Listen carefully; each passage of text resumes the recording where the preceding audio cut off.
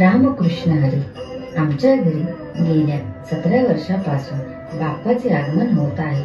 मधुगाडी आणि सहपरिवार यांनी संत ज्ञानेश्वर माऊली यांची जीवनगाथा सादर करण्याचा प्रयत्न केला आहे. हे आपणास आवडेल अशी आशा.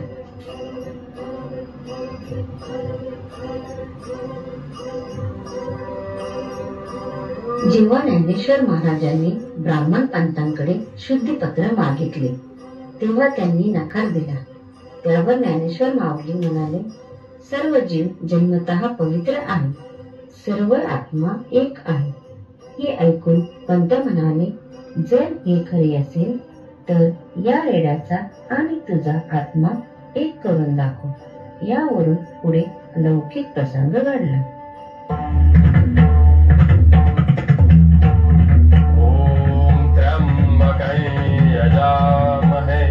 सुगंधिं पुष्टिवर्धनम् उर्वारुकमिव बन्धनात् मृत्योर्मोक्षि यमामृतात्.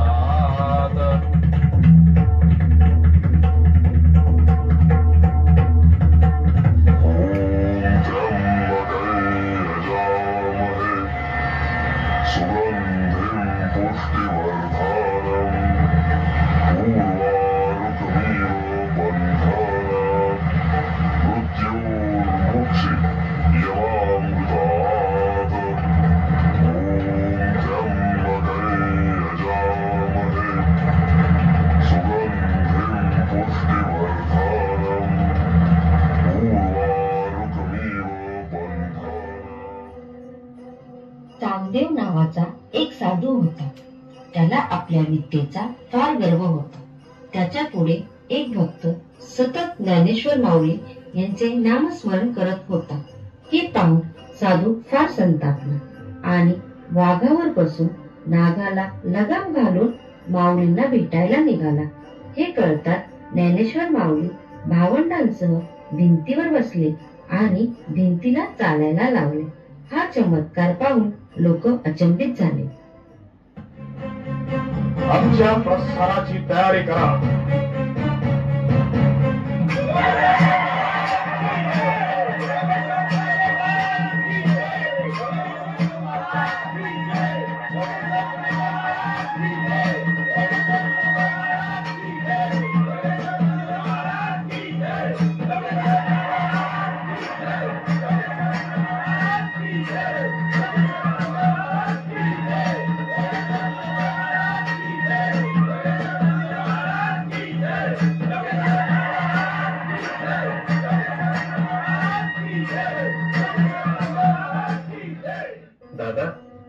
धंदेवर आहे. दादा, ते वाघावरून आले. आपण त्यांना कसं सामोरं जायचं? त्यांचं जीवितावर राज्य आहे. आपण या भिंतीलाच विनंती करू. चल शबाई, आम्हाला घेऊन चल.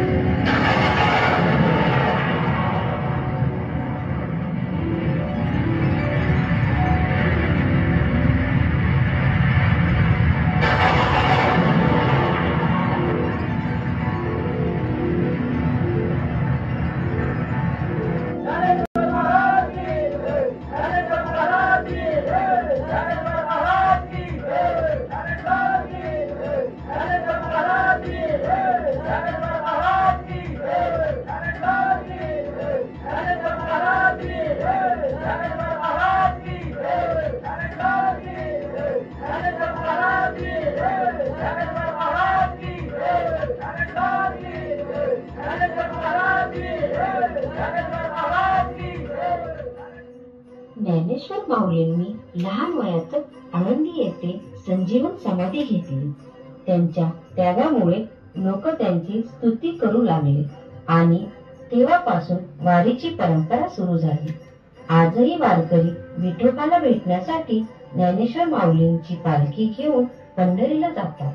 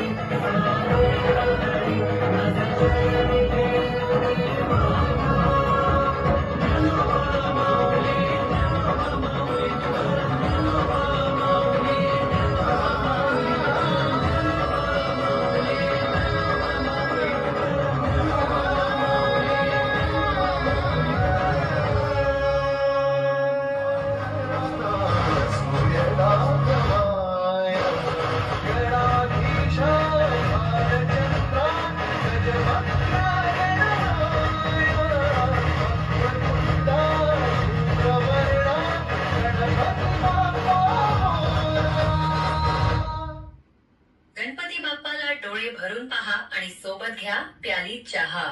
Available on Amazon.